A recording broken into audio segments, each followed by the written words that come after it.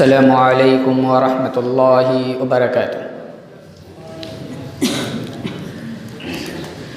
ان الحمد للہ نحمده ونستعینه ونستغفره ونعوذ باللہ من شرور انفسنا وسیئات اعمالنا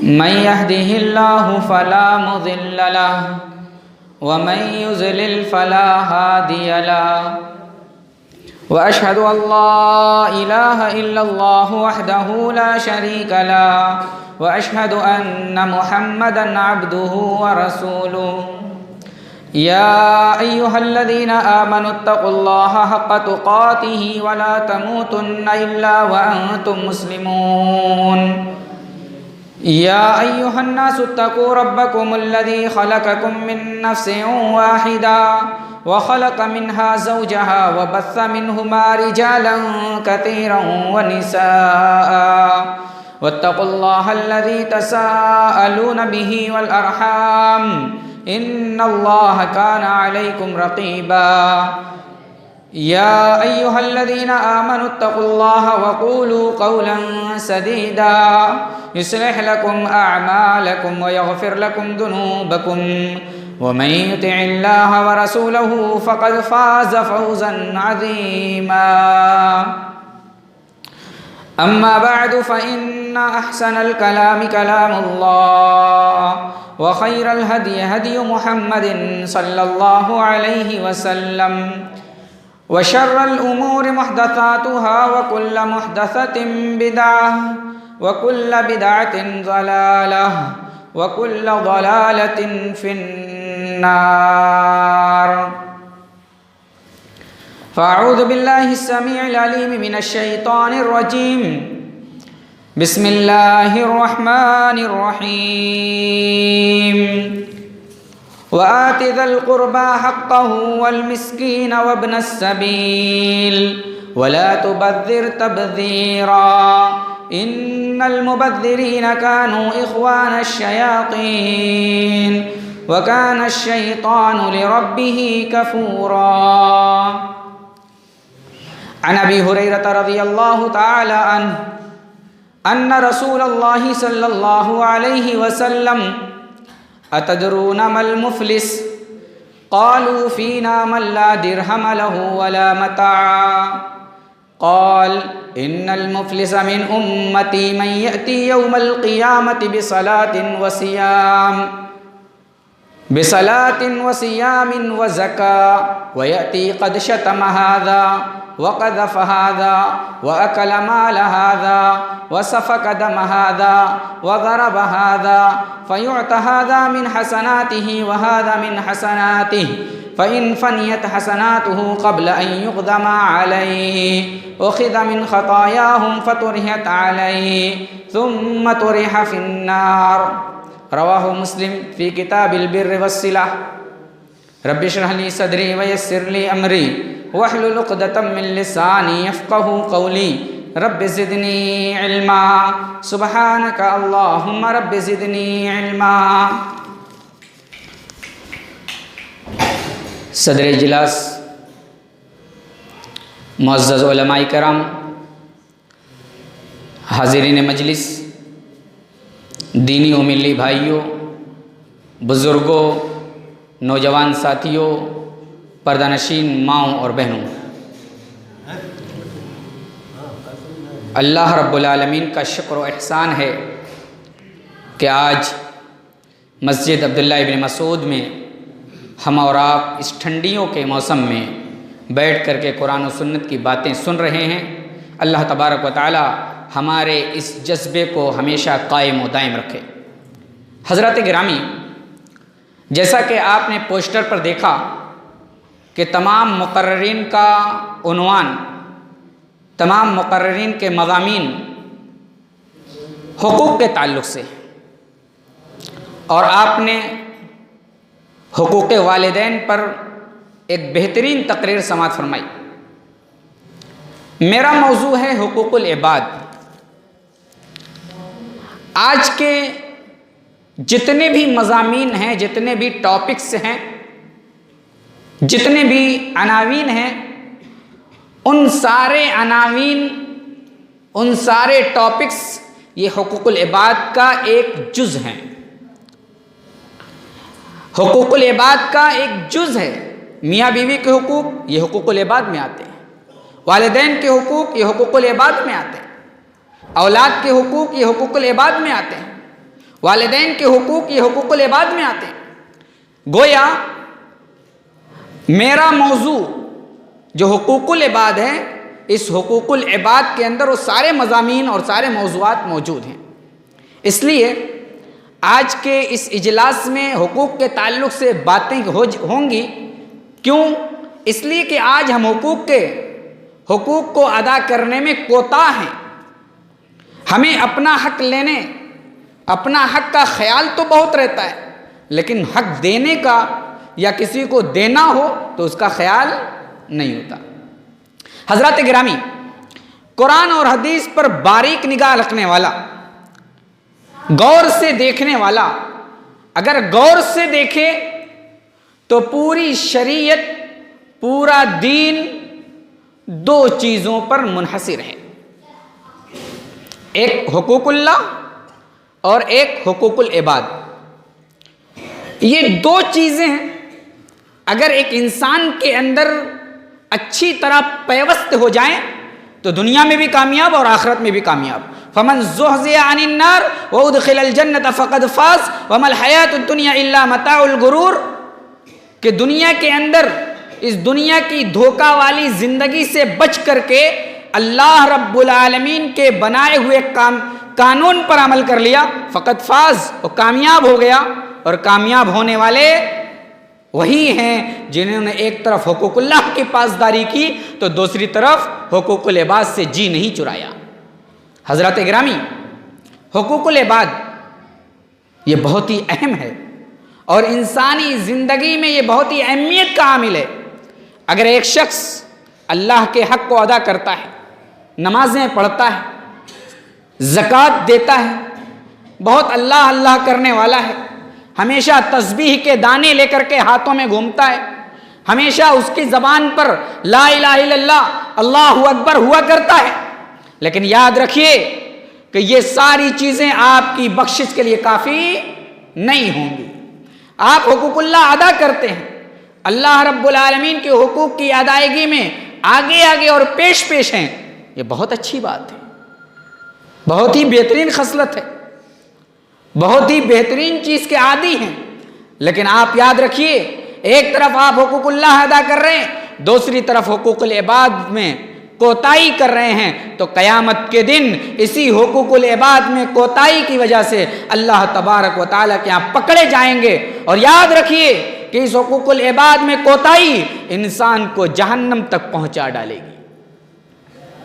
میرے بھائیوں، حقوق العباد یہ بندوں کا حق، ایک بندہ دوسرے بندے کے ساتھ کیسے رہے، ایک بندے کو دوسرے بندوں کے کیا حقوق ہیں، ایک بندے کو دوسرے بندوں کے ساتھ کس طریقے سے کا بیہیویئر کرنا چاہیے، برتاؤ کرنا چاہیے، پڑوسی کا پڑوسی کے اوپر حقوق کیا ہے، ہمسائے کا ہمسائے کے اوپر حقوق کیا ہے، رشتہ داروں کے رشتہ داروں کے حقوق کیا ہے، اسی طریقے سے عام مسلمانوں کا عام مسلمان پر کیا حقوق ہے، ان سارے حقوق کو جاننے چاہیے، اور یہ سارے حقوق حقوق العباد میں شامل ہیں۔ حضرات گرامی، قرآن و حدیث کا مطالعہ کیجئے، جب حقوق کی بات آتی ہے تو حقوق کے تعلق سے پیارے نبی جناب محمد رسول اللہ صلی اللہ علیہ وسلم نے بڑی تنبیہ کی ہے، اور یہ بات واضح طور پر پیارے نبی صلی اللہ علیہ وسلم نے کہہ دی ہے کہ حقوق العباد میں کوتاہی کرنے والا قیامت کے دن مایوس ہوگا، قیامت کے دن مفلس ہوگا، قیامت کے دن اس کی نیکیاں کام نہیں آئیں گی، قیامت کے دن اس کی نمازیں کام نہیں آئیں گی، قیامت کے دن اس کے روزے کام نہیں آئیں گے، بلکہ اس کے سارے روزے، اس کی ساری عبادتیں، اس کے سارے نیک اعمال یہ سارے کے سارے رائے گاں ہو جائیں گے، ہباء منصورہ ہو جائیں گے، بیکار ہو جائیں گے، اس کو جنت میں لے جانے کا سبب نہیں بنیں گے۔ آئیے ایک حدیث اٹھائی، مسلم شریف کتاب البر والصلہ کی روایت ہے۔ اللہ کے نبی صلی اللہ علیہ وسلم اپنے پیارے صحابہ کے پاس بیٹھے ہوئے، صحابہ اکرام اللہ کے نبی کے ارد گرد جمع ہیں۔ اللہ کے نبی اچانک پوچھتے ہیں اے میرے صحابہ بتاؤ مفلس کون، کلاش کون، غریب کون ہے؟ اتدرون مل مفلس، مفلس کو جانتے ہو؟ صحابہ اکرام نے کہا فینا من لا درہم لہ ولا متاع، اے اللہ کے نبی مفلس تو وہ ہے جس کے پاس مال و منال نہیں، روپیہ پیسہ نہیں، گزرانے زندگی نہیں۔ اے اللہ کے نبی میرے پاس، ہم لوگ غریب اور مسکین کی ڈیفینیشن یہی جانتے ہیں۔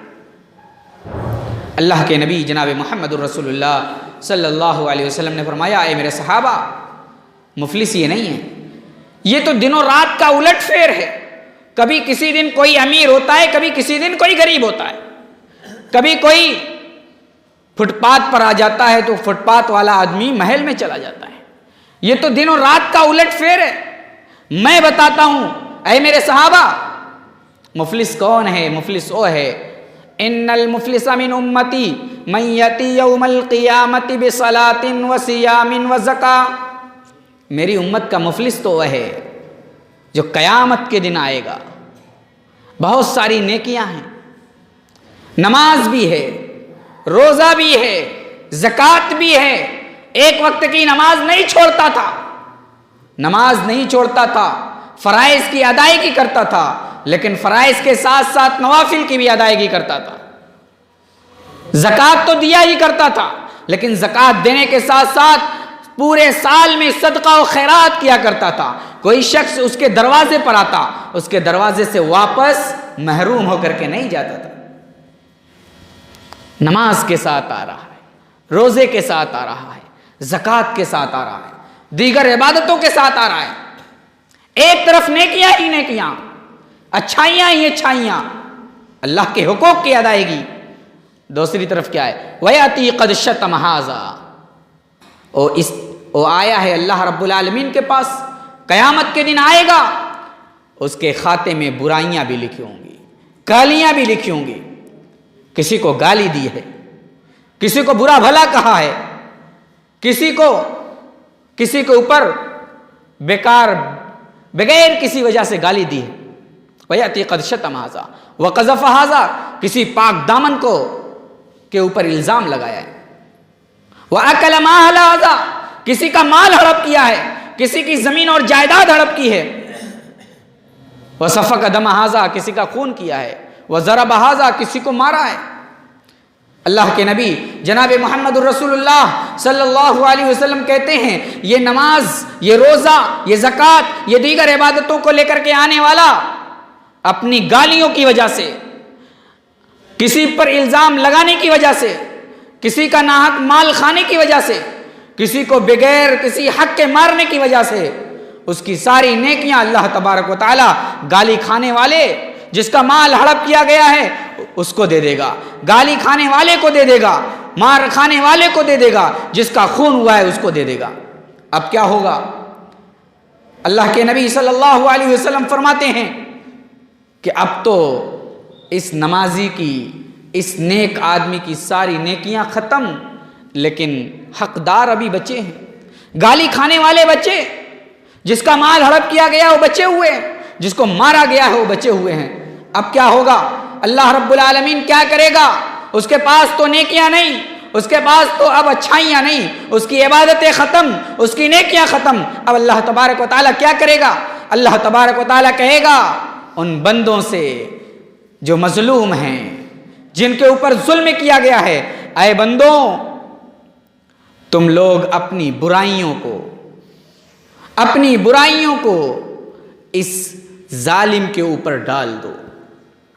لہذا یہ مظلوم اپنی برائیاں ظالم کے اوپر ڈال دیں گے، اور ظالم بالکل گناہوں کے بوجھ سے دبا ہوا ہوگا، گناہوں کے بوجھ سے دبا ہوا ہوگا۔ پھر اللہ تبارک و تعالیٰ کا حکم ہوگا اے میرے فرشتوں آؤ، اس نیک آدمی کو جو نیکیاں لے کر کے آیا تھا، جو اچھائیاں لے کر کے آیا تھا، جو نماز لے کر کے آیا تھا، اس کی پورے نامہ اعمال نماز سے بھرے ہوئے تھے، نیکیوں سے بھرے ہوئے تھے، اے میرے فرشتوں آؤ، اٹھاؤ اور انہیں گھسیٹتے ہوئے جہنم میں پھینک دو۔ فیؤتی ھذا من حسناتہ وھذا من حسناتہ فإن فنیت حسناتہ قبل ان یغضم علیہ اخذ من خطایاہم فطرحت علیہ ثم طرح فی النار. اے میرے فرشتوں، جاؤ انہیں لے جاؤ جہنم میں پھینک دو. ثم طرح فی النار. پیارے نبی جناب محمد رسول اللہ صلی اللہ علیہ وسلم فرماتے ہیں کہ پھر اس شخص کو جہنم میں پھینک دیا جائے گا، جہنم کی گہرائی میں ڈال دیا جائے گا، اس جگہ ڈال دیا جائے گا جس جگہ سے بچنے کی ہر آدمی کوشش کرتا ہے. غور کرو، سوچو، دل کے اوپر ہاتھ رکھ کر کے سوچو. ہم نماز تو پڑھتے ہیں، ہم روزے تو رکھتے ہیں، ہم صدقہ و خیرات تو کرتے ہیں، ہم اللہ کا ذکر و اذکار تو کرتے ہیں، لیکن کہیں ہم سے حقوق العباد میں کوتاہی تو نہیں ہو رہی ہے، کہیں ہم سے حقوق العباد میں کمیاں تو نہیں ہو رہی ہیں، کہیں ہم نے کسی کی جائیداد تو ہڑپ نہیں کی ہے، کہیں ہم نے کسی کو مارا تو نہیں ہے، کہیں ہم نے کسی پر الزام تو نہیں لگایا ہے، کہیں ہماری زبان سے کسی کو تکلیف تو نہیں ہوئی ہے. سوچو، غور کرو، اگر کچھ ہوا ہے، اس طرح کے کچھ معاملات ہماری زندگی میں آئے ہیں تو دنیا کے اندر نبٹاوا کر لو، دنیا کے اندر اپنے معاملات کو حل کر لو، ورنہ قیامت کا دن وہ دن ہوگا جس دن اللہ تبارک و تعالی ایک بغیر سینگ والی بکری کو بغیر سینگ والی بکری سے قصاص دلوائے گا. ایک سینگ والی بکری کو بغیر سینگ والی بکری سے قصاص دلوائے گا. سوچئے، غور کیجئے اور اپنے دل پر ہاتھ رکھ کر کے سوچئے. بخاری کی روایت ہے، اللہ کے نبی صلی اللہ علیہ وسلم فرماتے ہیں لَتَعُدُّنَّ الْحُقُوقَ إِلَىٰ أَهْلِهَا يَوْمَ الْقِيَامَةِ کہ قیامت کے دن ہر آدمی کے حق کو دیا جائے گا، ہر آدمی کے حق کو دیا جائے گا قیامت کے دن. یہاں تک کہ اللہ کے نبی فرماتے ہیں حَتَّى يُقَادَ لِلشَّاةِ الْجَلْجَاءِ مِنَ الشَّاةِ الْقَرْنَاءِ، یہاں تک کہ بغیر سینگ والی بکری سینگ والی بکری سے قصاص لے گی، سینگ والی بکری سے اپنا بدلہ لے گی. سوچئے کیا حال ہوگا اس دن ہمارا اور آپ کا. ہم اور آپ تو اپنی زبان پر کنٹرول نہیں رکھتے، ہم اور آپ تو اپنے ہاتھ پر کنٹرول نہیں رکھتے، ہم اور آپ کی لالچ آسمان چھو رہی ہوتی ہے کیونکہ کسی کی جائیداد دیکھتے ہیں اور بیچارہ اپنی جائیداد پر قابض ہے، لیکن کسی طریقے سے اس کے پیپر ہاتھ لگتے ہیں، کسی طریقے سے بے ایمانی کا جذبہ آتا ہے تو ہم نہ دیکھتے ہیں حقوق العباد، نہ دیکھتے ہیں اللہ کا ڈر، نہ دیکھتے ہیں کچھ، بس ہمیں یہ لالچ ہوتی ہے کہ ہمیں فلاں کے مکان اپنے ذمے کرانا ہے، اپنے نام رجسٹر کرانا ہے. اے لوگوں، دنیا کے اندر کسی کے مکان کو اپنے نام کرانے والوں اپنے نام مکان نہیں کرا رہے ہو بلکہ جہنم اپنے نام کراتے ہو، جہنم کو اپنے نام رجسٹر کرا رہے ہو. پیارے نبی جناب محمد رسول اللہ صلی اللہ علیہ وسلم کی حدیث کو یاد کیجئے، اللہ کے نبی صلی اللہ علیہ وسلم کے قول کو یاد کیجئے. اللہ کے نبی جناب محمد رسول اللہ صلی اللہ علیہ وسلم فرماتے ہیں من ظلم قید شبر من الارض، جس نے کسی شخص کے اوپر زمین کے ایک بالشت کے برابر بھی ظلم کیا ہے، زمین کے ایک بتے کے برابر بھی ظلم کیا ہے، تو اللہ تبارک و تعالی توقہ، اللہ تبارک و تعالی اس سے قیامت کے دن 7 زمینوں کا طوق پہنائے گا. کتنی زمین؟ 7 زمینوں کا طوق پہنائے گا. ایک لوہے کا طوق، ایک تانبے کا طوق پہننے کی ہم تو طاقت نہیں رکھتے. جلتا ہوا تپتا ہوا طوق، لوہا، تانبا، جسے ہم پہننے کی طاقت نہیں رکھتے، ہم مچل جاتے ہیں، ہم تڑپ جاتے ہیں. تھوڑی سی آگ لگتی ہے، تھوڑا سا کوئی برتن جلا ہوا گرم بنتر ہمارے ہاتھ کو ٹچ کر جاتا ہے تو پھوکے پڑ جاتے ہیں. سوچئے قیامت کا دن ہوگا، وہ دن ہوگا جو حساب و کتاب کا دن ہے. اس دن اللہ تبارک و تعالی ہمیں 7 زمینوں کا طوق پہنائے گا. کیسے ہم برداشت کریں گے میرے بھائیوں، کیسے ہم برداشت کریں گے اس طوق کو. آج دنیا کے اندر مال کو ہڑپنے میں تو بڑا مزہ آتا ہے، بڑا اچھا لگتا ہے، اور قیامت کے دن جب اللہ تبارک و تعالی اس دنیا کی آگوں سے 69 گنا آگ، بڑی آگ ایک انسان کو پہنائے گا، ایک ظالم کو پہنائے گا، ایک ہڑپنے والے کو پہنائے گا. اس آگ کو کیسے برداشت کرو گے؟ جانتے ہو آگ؟ اس آگ کے بارے میں اللہ تبارک و تعالی نے قرآن مقدس کے اندر ارشاد فرمایا قطعت لهم ثياب من نار يصب من فوق رؤوسهم الحميم. وہ آگ تو ایسی آگ ہوگی، اس آگ میں پکنے والا پانی تو ایسا پانی ہوگا کہ ایک مرتبہ آدمی کے اوپر ڈالا جائے، ایک مرتبہ آدمی پینے کی کوشش کرے تو اس کی آنتیں کٹ جائیں، اس کی آنتیں الگ ہو جائیں، اس کے پیٹ کے خزانے الگ ہو جائیں. اس آگ میں جلنے کے لیے اگر تیار ہو تو یاد رکھو حقوق العباد میں کوتاہی کرو اور لوگوں کے حقوق کو ہڑپنے کی کوشش کرو، ورنہ یہ دنیا دھوکے کی چیز ہے. یہ دنیا ایک غرور ہے، ایک دھوکہ ہے، ایک دھوکے کا سامان ہے. اس دنیا سے جی نہ لگاؤ، اس دنیا سے محبت نہ کرو. دنیا سے دنیا میں جتنا بچ کر کے چل سکتے ہو بچ کر کے چلو، اور جتنے کام کی چیزیں ہیں اتنا ہی کرو، اتنا ہی لو لگاؤ. اس سے زیادہ دنیا سے مطلب نہ رکھو، ورنہ ایک دن یہ تمہیں دھوکہ دے گی، اور دھوکہ ایسا دے گی پھر قیامت کے دن پچھتاؤ گے میرے بھائیوں. اللہ کے نبی جناب محمد رسول اللہ صلی اللہ علیہ وسلم نے ارشاد فرمایا کہ ایک مسلمان کے اوپر دوسرے مسلمان کے خون، مال اور اس کی عزت حرام ہے. ایک مسلمان کا دوسرے مسلمان کے اوپر حق یہ ہے کہ اس کی مال کی حفاظت کرے، اس کی عزت کی حفاظت کرے، اس کے آبرو کی حفاظت کرے، اس کے خون کی حفاظت کرے، اس کو سیف رکھنے کی کوشش کرے. لیکن آج ہم حقوق العباد میں کوتاہی کرتے ہیں. ہم اس حقوق کے بارے میں کوتاہی کرتے ہیں جس حقوق کو کل قیامت کے دن اللہ تبارک و تعالیٰ بھی معاف نہیں کرے گا. مسند احمد کی روایت ہے، حضرت عائشہ راویہ ہیں. حضرت عائشہ کہتی ہیں اللہ تبارک و تعالیٰ کے پاس 3 دیوان ہیں، 3 رجسٹر ہیں. 3 رجسٹر اللہ تبارک و تعالیٰ کے پاس ہیں. ایک رجسٹر ایسا ہے جس کی کوئی پرواہ اللہ تبارک و تعالیٰ نہیں کرے گا. دوسرا رجسٹر ایسا ہے کہ جس کو کبھی اللہ تبارک و تعالیٰ بخشے گا نہیں. اور تیسرا رجسٹر ایسا ہے جس کا حساب اور کتاب دیے ہوئے انسان ٹل ہی نہیں سکتا، پار ہی نہیں ہو سکتا.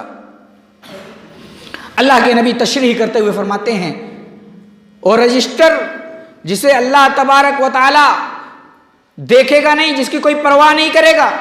اللہ کے نبی جناب محمد رسول اللہ صلی اللہ علیہ وسلم فرماتے ہیں وہ بندے اور اللہ کے درمیان کا حقوق ہے. بندے اور اللہ کے درمیان کے حقوق ہیں، بندے اور اللہ کے درمیان کے معاملات ہیں. یہ اللہ تبارک و تعالیٰ اس کی کوئی پرواہ نہیں کرے گا. نماز میں کوتاہی ہو گئی، چلو چلتا ہے. زکوٰۃ میں تھوڑا بہت نیچا اونچا ہو گیا، چلو اللہ معاف کر سکتا ہے. کسی طریقے سے حقوق اللہ میں کوتاہی ہوئی، اللہ معاف کر سکتا ہے. یہ وہ دیوان ہے، وہ رجسٹر ہے جس کی اللہ تبارک و تعالیٰ بہت زیادہ پرواہ نہیں کرے گا. رہا وہ رجسٹر، وہ دیوان جس کے بارے میں اللہ کے نبی صلی اللہ علیہ وسلم نے فرمایا کہ اس دیوان کو اللہ تبارک و تعالیٰ معافی نہیں کرے گا. وہ کون سا ہے؟ وہ مشرک جو شرک کیا ہوگا، شرک کو اللہ تبارک و تعالیٰ معاف نہیں کرے گا.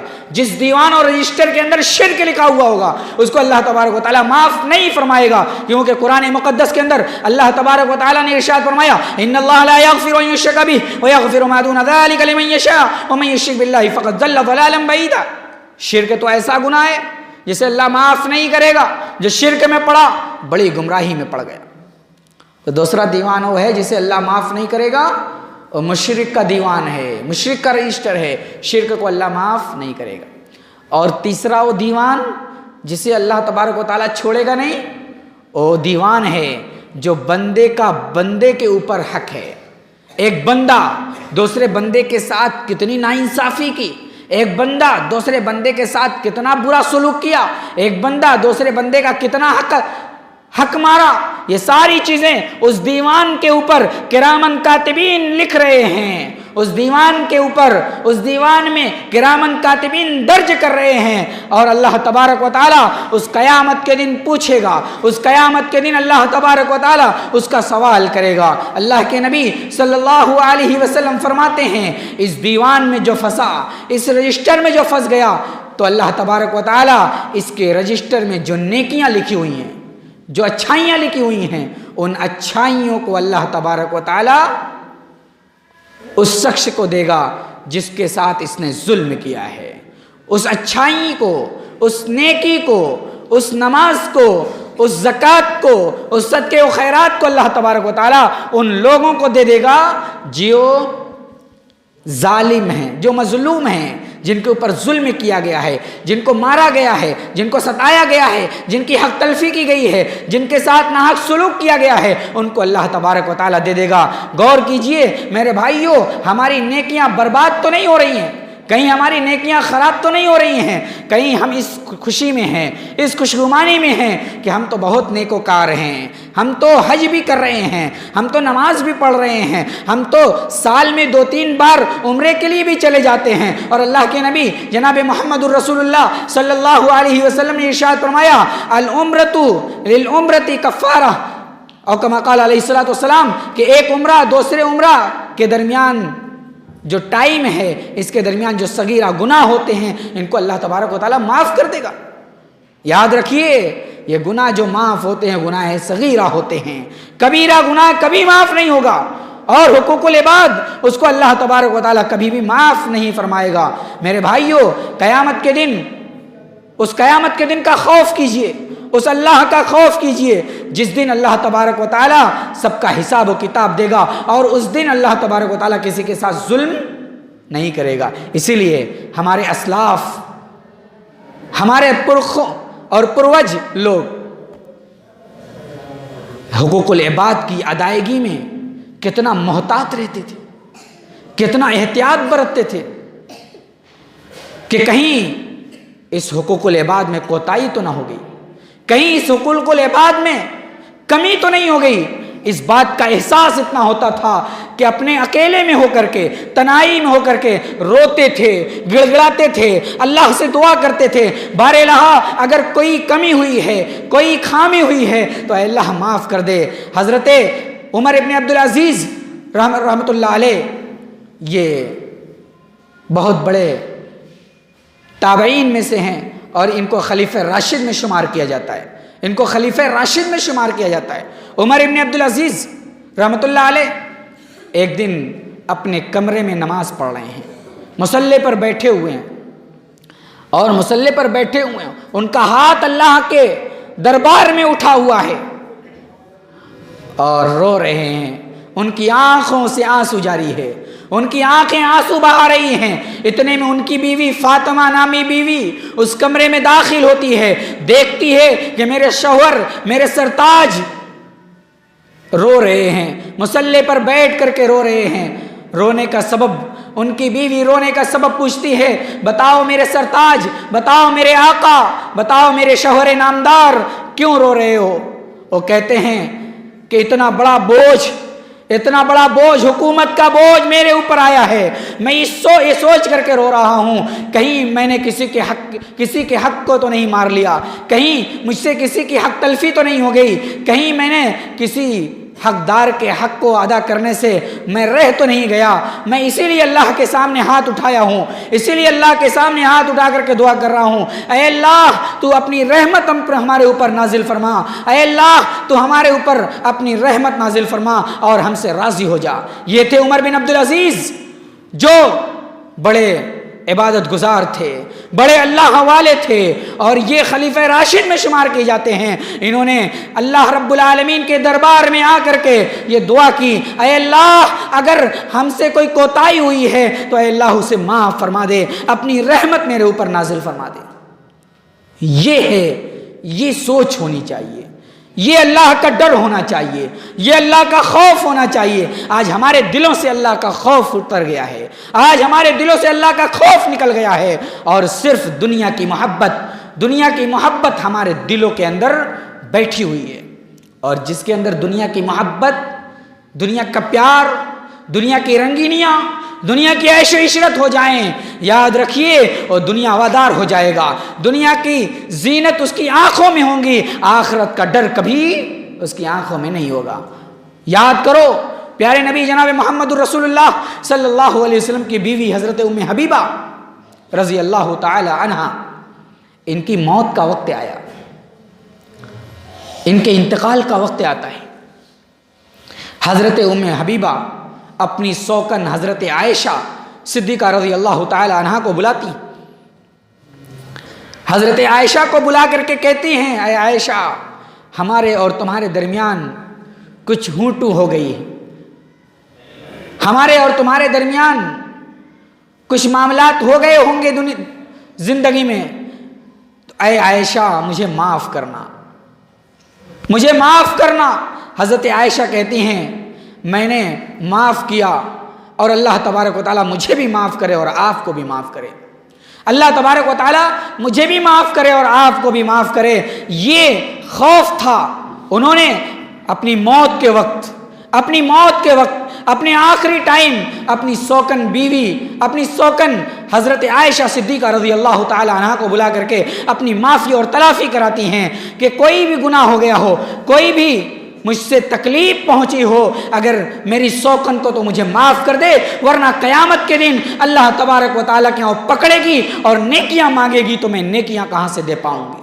یہ ڈر تھا، یہ خوف تھا، یہ اللہ رب العالمین کی خشیت تھی۔ اور اللہ کی خشیت انسان کے حقوق کو ادا کرنے پر ابھارتی ہے، انسان کے حقوق کو ادا کرنے کا ذمہ دار بناتی ہے جب ایک آدمی کے اندر اللہ کا خوف پیدا ہو جائے۔ لہٰذا میرے بھائیوں، ہم اللہ رب العالمین کا خوف پیدا کریں، اللہ کا ڈر پیدا کریں اور حقوق العباد میں کوتاہی نہ کریں۔ اگر ہم نے کسی کو گالی دی ہے تو آج ہی جا کر کے ہم اسے بخشوائیں، اسے معاف کرائیں۔ کسی کی زمین کو ہڑپ کیا ہے، اگر آپ انصاف والے ہیں، آپ اللہ والے ہیں، تو اس سے جا کر کے کہیے غلطی سے یہ کام ہو گیا تھا، مجھے معاف کرو اور اس کا سامان لوٹا دو۔ یہ ہونا چاہیے اللہ والوں۔ اور اس پروگرام کا مقصد بھی یہی ہے کہ صرف سن کر کے ایک کان سے دوسرے کان سے نکالنا مقصد نہیں ہے۔ اس پروگرام کا مقصد یہ ہے کہ کسی سے کوئی غلطی ہوئی، کوئی کوتاہی ہوئی، کوئی خامیاں ہوئیں تو ان خامیوں کو بخشوا لو، ان خامیوں کو دنیا کے اندر معاف کرا لو، ورنہ قیامت کے دن اللہ تبارک و تعالیٰ بھی معاف نہیں کرے گا جب تک کہ بندہ معاف نہ کر دے۔ میرے بھائیوں، اگر ہم حقوق العباد کی ادائیگی میں محتاط رہنا چاہتے ہیں تو چند چیزوں کا خیال بھی کرنا پڑے گا۔ ان میں سے ایک چیز یہ ہے کہ ہم عدل و انصاف کا دامن اپنے ہاتھ سے جانے نہ دیں۔ عدل و انصاف، لوگوں کے درمیان عدل کرنا، لوگوں کے درمیان برابری کرنا، یہ اسلام کا بہت اہم رکن ہے، یہ اسلام کی بہت اہم شے ہے۔ عدل و انصاف اگر کسی آدمی کے اندر آ جائے، کسی آدمی کے اندر عدل و انصاف کرنے کا ڈھنگ آ جائے تو یاد رکھیے گا وہ کبھی بھی حقوق العباد میں کوتاہی نہیں کرے گا۔ اور عدل و انصاف اللہ تبارک و تعالیٰ اس کا حکم دیتا ہے۔ اللہ فرماتا ہے ان اللہ یأمر بالعدل والاحسان، اللہ تبارک و تعالیٰ حکم دیتا ہے کہ لوگوں کے درمیان عدل کرو اور احسان کرو۔ یہاں اللہ تبارک و تعالیٰ نے عدل کے ساتھ احسان کا لفظ بھی جوڑ دیا ہے۔ اس کا مطلب کیا ہے؟ اس کو ایک مثال سے سمجھیے۔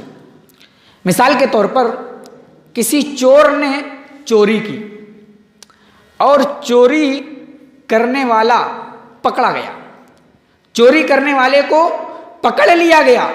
اب اس چوری کرنے والے کو جب پکڑا گیا تو اسے شرعی عدالت میں پیش کر دیا گیا، اور جب شرعی عدالت میں پیش کر دیا جائے تو ثالثی، فیصل اور عادل کا حکم یہ ہے، عادل کو کے اوپر یہ لازم اور ضروری ہے کہ شریعت کے مطابق فیصلہ کرے، شریعت کے مطابق اس کے اوپر جو حکم نافذ ہوتے ہیں اس کو نافذ کرے۔ یہ ہے عدل، یہ ہے عدل کہ جو شریعت کا حکم اسے عادل کے پاس، قاضی کے پاس پیش کرنے کے وقت شریعت کا جو حکم ہے اس کو لاگو کر دیا جائے، شریعت کے حکم کے مطابق اس پر عمل کیا جائے تو یہ عدل ہے۔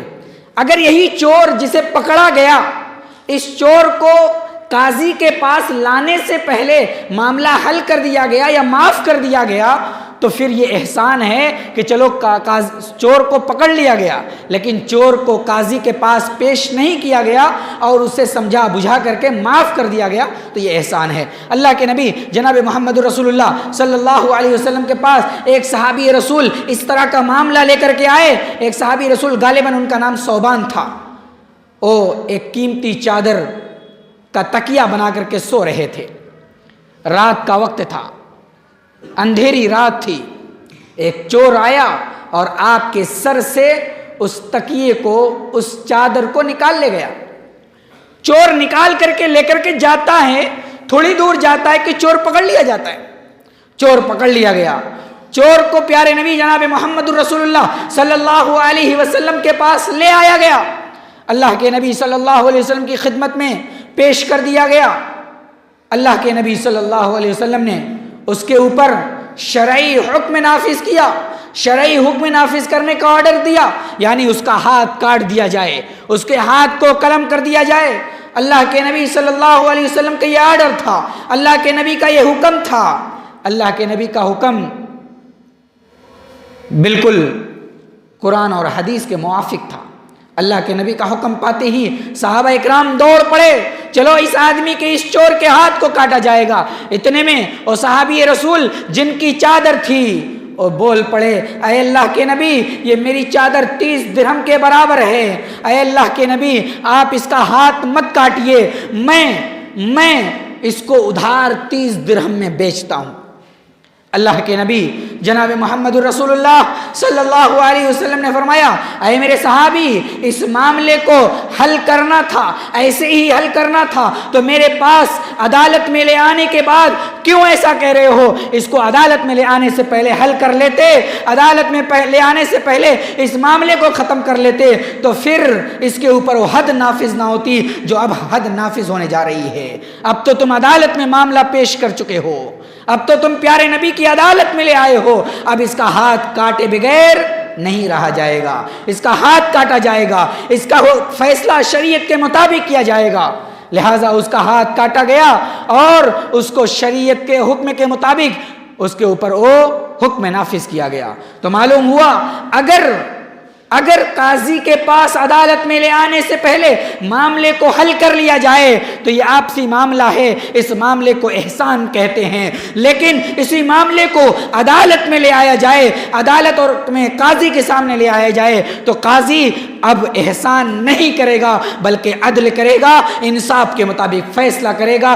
شریعت کا جو حکم ہوگا، شریعت کا جو آرڈر ہوگا، شریعت کا جو فیصلہ ہوگا، اس فیصلے کے مطابق قاضی فیصلہ کرے گا۔ لہذا حقوق العباد کی ادائیگی میں سب سے اہم امور یہ ہے کہ ہم عدل و انصاف کا دامن ہاتھ سے نہ جانے دیں، عدل و انصاف کریں، اور انصاف ایسا کہ کسی طرح کی بھی کوئی پریشانی آئے عدل کرنا نہ بھولیں، کوئی بھی گھاٹا ہو عدل کرنا نہ بھولیں، کسی طرح کا بھی نقصان ہو عدل کرنا نہ بھولیں۔ یاد کریے حضرت عمر فاروق رضی اللہ تعالیٰ عنہ کے زمانے کا وہ واقعہ، حضرت عمر فاروق رضی اللہ تعالیٰ عنہ کے زمانے میں ایک بادشاہ جو غسان کا تھا جس کا نام جبلہ تھا، جبلہ نامی بادشاہ مسلمان ہو جاتا ہے۔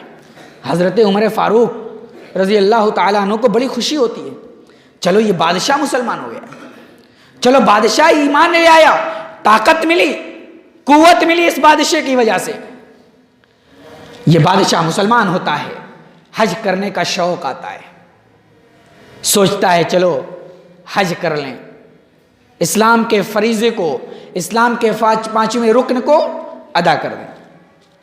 حج کرنے کے لیے مکہ مکرمہ تشریف لے آتا ہے، مکہ مکرمہ آتا ہے، کعبہ مشرفہ کا طواف کر رہا ہوتا ہے کہ کعبہ مشرفہ کے طواف کرتے کرتے اس کو ایک غریب آدمی سے ٹھوکر لگ جاتی ہے۔ کیا لگتی ہے؟ ٹھوکر۔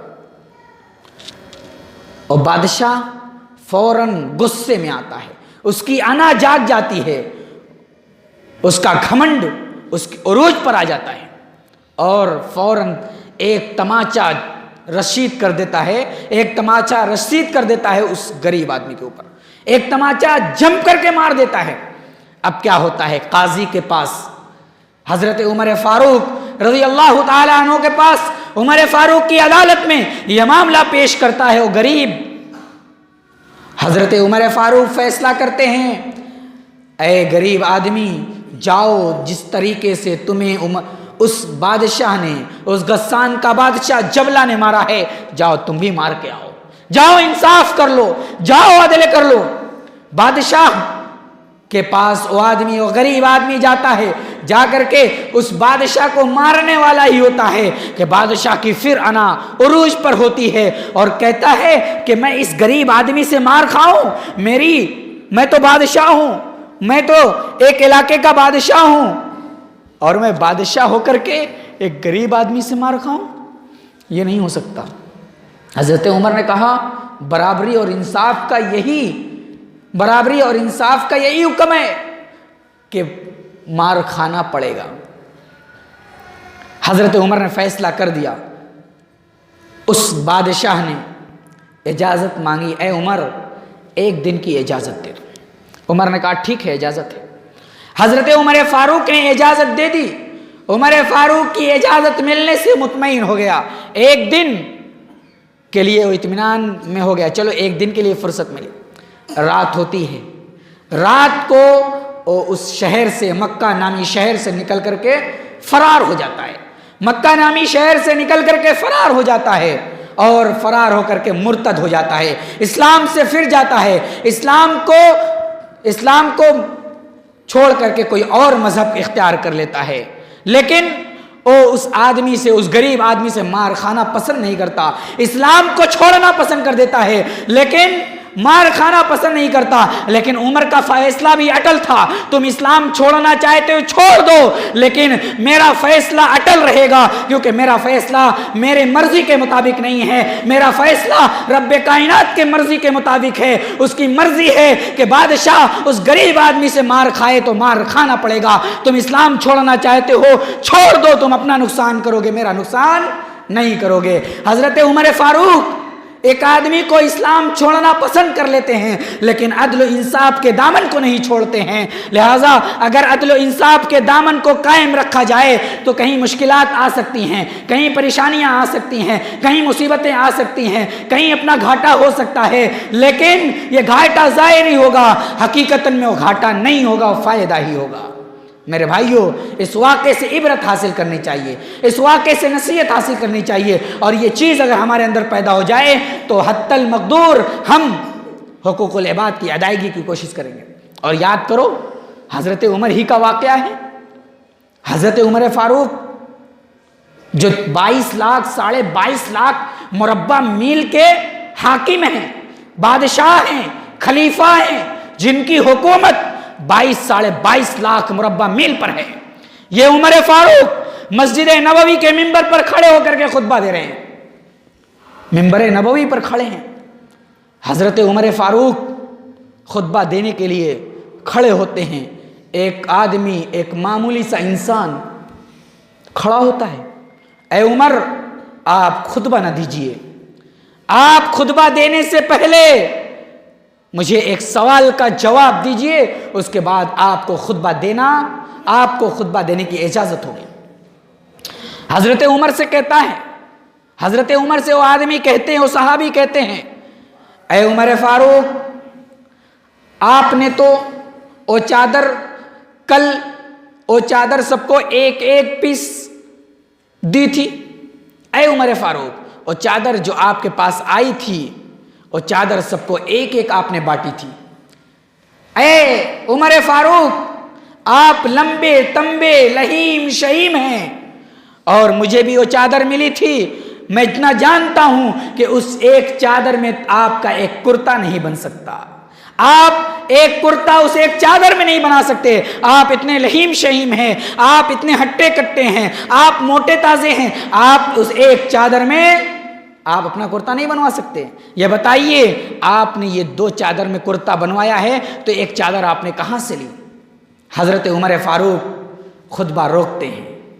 او عمر فاروق جن کی 22 لاکھ 22.5 لاکھ مربع میل پر حکومت تھی، وہ چاہتے تو اس کی آواز کو دبا سکتے تھے، وہ چاہتے تو اپنے زور پر، اپنے بل پر اس آدمی کو بٹھا سکتے تھے کہ چپ رہو، بیٹھو، میری حکومت ہے، میں جو چاہوں سو کروں۔ آج تو یہی ہوتا ہے نا، جس کے ہاتھ میں لاٹھی، کہا جاتا ہے نا جس کی لاٹھی اس کی بھینس، جس کے ہاتھ میں لاٹھی ہے اسی کا سب کچھ مانا جاتا ہے، جس کے ہاتھ میں سرداری ہے اسی کا سب کچھ مانا جاتا ہے، جس کے ہاتھ میں چابی ہے، لاکر کی چابی ہے، اسی کا سارا مال مانا جاتا ہے۔ حضرت عمر کہہ سکتے تھے بیٹھ جاؤ چپ چاپ سے، تمہیں کون تمہیں کون حکم دیتا ہے کہ تم میرے اوپر اعتراض کرو؟ تمہاری کیا مجال ہے کہ تم حاکم کے اوپر اعتراض کرو؟ لیکن نہیں، وہ عادل حکمراں تھے، وہ اللہ والے تھے۔ انہوں نے کہا، وہ خطبہ روکتے ہیں اور اپنے بیٹے عبداللہ کی طرف اشارہ کرتے ہیں اور کہتے ہیں، اے عبداللہ اٹھو، اس آدمی کا جواب دو، اس آدمی کو جواب دو، اس آدمی کو بتاؤ کہ میں نے کرتا کیسے بنوایا ہے۔ حضرت عمر کے بیٹے عبداللہ کھڑے ہوتے ہیں اور کہتے ہیں، میرے باپ کے اوپر جو یہ کرتا دیکھا جا رہا ہے، مجھے بھی سارے لوگوں کی طرح ایک چادر ملی تھی، جس طرح میرے باپ کو ایک چادر ملی تھی اسی طرح مجھے بھی ایک چادر ملی تھی۔ میں نے اپنی چادر کو اپنے باپ کو ہدیہ کر دیا، میں اپنی چادر کو اپنے باپ کو ہدیہ کر دیا، اور میرے باپ نے میری چادر کو ملا کر کے، اپنی چادر کو ملا کر کے ایک کرتا بنوا لیا۔ میری چادر کو ملانے کے بعد میرے باپ کا ایک کرتا ہوا ہے۔ اے شخص، انہوں نے ناانصافی نہیں کی تھی، ایسا نہیں کیا تھا کہ سب کو ایک چادر دی تھی اور اپنے آپ کو 2 چادر لے لی تھی، نہیں، میں نے اپنی چادر دی تھی تب انہوں نے جا کر کے کرتا بنوایا تھا۔ اللہ کے نبی کے وہ صحابی حضرت عمر فاروق رضی اللہ تعالیٰ عنہ اس عبداللہ ابن عمر کے جواب دینے کے بعد جب وہ صحابی رسول مطمئن ہو جاتے ہیں، وہ سائل مطمئن ہو جاتا ہے، وہ معترض مطمئن ہو جاتا ہے، وہ اعتراض کرنے والا اطمینان بخش اس کو جواب مل جاتا ہے، تو پھر حضرت عمر فاروق کھڑے ہوتے ہیں اور خطبہ دیتے ہیں اور پھر جو کہنا ہوتا ہے وہ کہتے ہیں۔ تو یہ تھا انصاف، یہ تھا عدل۔ اس عدل کی وجہ سے، اس انصاف کی وجہ سے سب کے حق کو ادا کیا جاتا تھا، سب کا حق لوگ ادا کرتے تھے اور کسی طرح سے ناانصافی اور حق تلفی نہیں ہوا کرتی تھی۔ میرے بھائیوں، حقوق العباد یہ بہت ہی اہم مسئلہ ہے۔ اس حقوق العباد کو ادا کرنے کے لیے معاون امور میں سے ایک امر یہ بھی ہے کہ آدمی مساوات کا معاملہ کرے، اونچ اور نیچ کو ختم کرے، اور اونچ اور نیچ یہ ہم اور آپ کو پرکھنے کی بات نہیں، اونچ اور نیچ کا پرکھنے والا یہ اللہ رب العالمین ہے۔ ہم سب مسلمان ہیں، چاہے کوئی نیچی برادری کا ہو، چاہے کوئی اونچی برادری کا ہو، کوئی شیخ ہو، کوئی پٹھان ہو، کوئی انصاری ہو، کوئی کچھ بھی ہو، ہم اور آپ سب کی نگاہ میں ایک ہونا چاہیے، برابر ہو۔ کوئی کسی سے مرتبے میں، کوئی کسی سے مقام میں، کوئی کسی سے عظمت میں بلند نہیں ہے۔ پیسے کی عظمت، پیسے کی وجہ سے کوئی بلند نہیں ہو سکتا، کپڑے کی وجہ سے کوئی بلند نہیں ہو سکتا۔ سب کو مساوات اور برابری کا حق دیا جائے، سب کو ایک طرح سے حق دیا جائے، جو جس کا مقام ہے اس کو دیا جائے۔ ایسا نہ ہو ایک پڑھا لکھا آدمی ایک غیر پڑھا لکھا آدمی جسے مسند دے دی جائے جس کا وہ حق نہیں ہے، اور ایک پڑھا لکھا آدمی جو غریب ہے، جو کلاش ہے، اسے دروازے پر بٹھایا جائے۔ نہیں، جس کا جو حق ہے اسے ادا کیا جائے، اور یہی انصاف ہے، یہی مساوات ہے۔ اللہ تبارک و تعالیٰ قرآن مقدس کے اندر ارشاد فرماتا ہے، یا ایھا الناس انا خلقناکم من ذکر و انثی وجعلناکم شعوبا وقبائل لتعارفوا ان اکرمکم عند اللہ اتقاکم۔ اے لوگو، ہم نے تم کو ایک مرد اور ایک عورت سے پیدا کیا۔ ہم اور آپ ایک مرد اور ایک عورت کی اولاد ہیں، حوا اور آدم کی اولاد ہیں، اور تمہارے درمیان قبائل، برادریاں اس لیے بنائیں لتعارفوا، آپس میں پہچان کر لو، ایک دوسرے کی پہچان ہو، ایک دوسرے کو پہچانو، ایک دوسرے کو جانو۔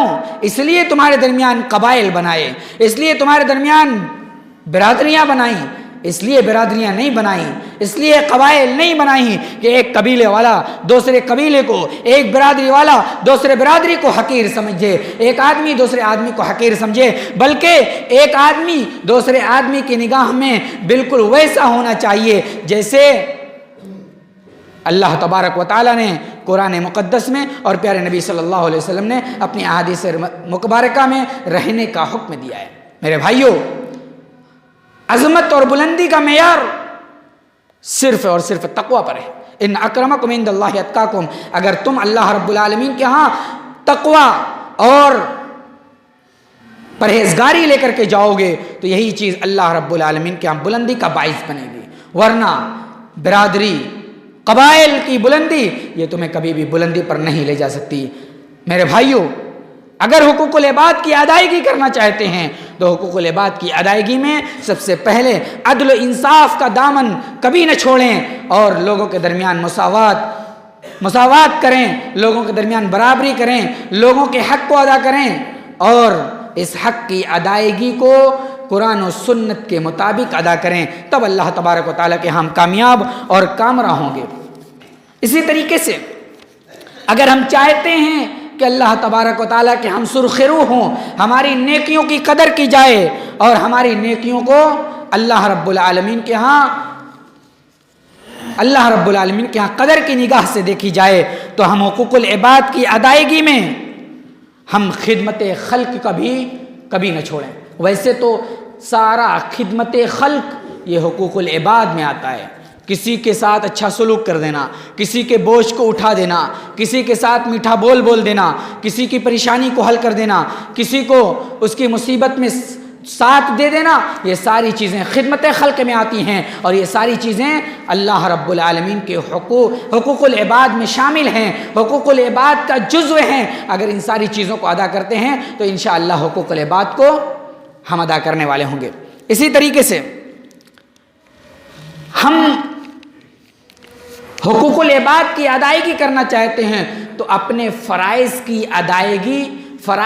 ادائیگی میں کوتاہی نہ کریں۔ فرائض یعنی جو اللہ تبارک و تعالیٰ نے ہم پر عائد کیے ہیں، جو چیزیں، جو سنتیں اللہ کے نبی صلی اللہ علیہ وسلم کی ہیں، ان ساری چیزوں کو ہم اللہ رب العالمین اور پیارے نبی صلی اللہ علیہ وسلم کے بتائے ہوئے طریقے پر ادا کریں اور ہم اپنے فرائض کی ادائیگی میں کسی طرح کی کوتاہی نہ کریں۔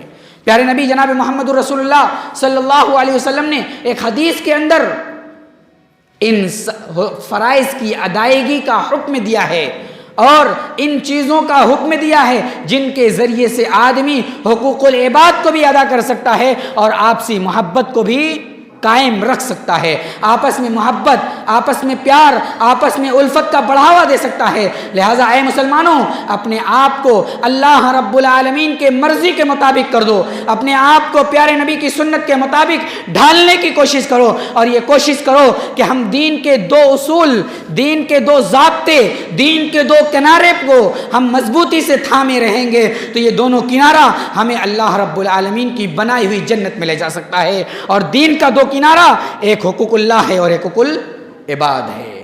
حقوق اللہ کی ادائیگی کریں، حقوق العباد کو نہ چھوڑیں، اللہ تبارک و تعالی ہماری بخشش کر دے گا، ہمیں معاف کر دے گا اور قیامت کے دن ہم سرخ روح ہوں گے، ہم کامیاب ہوں گے، ہم کامرا ہوں گے۔ اللہ تبارک و تعالی بھی ہمیں اپنی بنائی ہوئی جنت، اپنی بنائی ہوئی نعمت کے اندر بھیج دے گا اور یہ اعلان کرے گا کلوا واشربوا ہنیئا بما اسلفتم فی الایام الخالیہ۔ اے مسلمان، اے بندے، تم کھاؤ، تم پیو، تم اس نعمت سے فائدہ اٹھاؤ جو دنیا کے اندر تم نے خالی ایام میں، دنیا کے ایام میں تم نے کیا تھا، اس کے بدلے تم اس دنیا کے اندر ان نعمتوں سے فائدہ اٹھاؤ۔ اگر کلوا واشربوا ہنیئا بما اسلفتم فی الایام الخالیہ، اس جملے کو، اس آیت کو اللہ تبارک و تعالیٰ کی زبانی سننا چاہتے ہیں، اللہ تبارک و تعالیٰ کی زبانی سننا چاہتے ہیں جنت کے اندر، تو یاد رکھو حقوق اللہ کی ادائیگی کرنی پڑے گی اور حقوق العباد کی ادائیگی کرنی پڑے گی۔ بغیر اس کی ادائیگی کے یہ جملہ ہم سن نہیں سکتے اور ہمیں کافی افسوس ملنا پڑے گا۔ حضرات گرامی، آج ہم دیکھتے ہیں، اپنے ماحول کا جائزہ لیتے ہیں، اپنے ماحول کے اوپر نظر ڈالتے ہیں تو ہر طرف حقوق العباد کی میں کوتاہیاں نظر آتی ہیں۔ کہیں باپ کو شکایت ہے بیٹا اس کے حق کو ادا نہیں کرتا، کہیں بیٹے کو شکایت ہے کہ باپ اس کا حق ادا نہیں کر رہا ہے، کہیں بیوی کو شکایت ہے کہ شوہر اس کے حق کو ادا نہیں کرتا، کہیں شوہر کو شکایت ہے کہ بیوی اس کے حق کو ادا نہیں کرتی۔ اس طرح سے شکایتیں ہی شکایتیں ہماری زبان پر ہیں۔ اگر ہم حقوق العباد کی ادائیگی کرنا شروع کر دیں اور قرآن و حدیث کے ضابطے پر عمل کرنا شروع کر دیں تو باپ بھی خوش رہے گا بیٹے سے، بیٹا بھی خوش رہے گا باپ سے، بیوی بھی خوش رہے گی شوہر سے، شوہر بھی خوش رہے گا بیوی سے۔ اس طرح سے ہم قرآن و حدیث پر عمل کرنے کی کوشش کریں اور ہم قرآن و حدیث کے دونوں پلڑے، دونوں رخ اور دونوں کنارے پر عمل کریں۔ اللہ تبارک و تعالیٰ سے دعا ہے الہ العالمین تو ہم سب کو حقوق العباد کی ادائیگی کرنے کی توفیق عطا فرما۔ الہ العالمین جو ہم میں سے حقوق العباد میں کوتاہ ہیں، اے اللہ تو انہیں صحیح حقوق العباد کی صحیح سمجھ عطا فرما۔ اے اللہ بندوں کے کیا حقوق ہیں دوسرے بندے پر، اے اللہ اس کو سمجھنے کی توفیق عطا فرما۔ اے اللہ جو ہم میں سے کسی کی جائیداد پر ناجائز قبضہ کیے ہوئے ہیں، اے اللہ انہیں اس ناجائز قبضے کو واپس کرنے کی توفیق عطا فرما۔ اے اللہ تو ہم سب کو ایک کر دے، نیک کر دے۔ اے اللہ ہمارے درمیان جو اختلافات ہیں، اے اللہ ہمارے درمیان جو انتشار ہیں، اے اللہ ان اختلافات کو، ان انتشارات کو اے اللہ تو دور فرما دے۔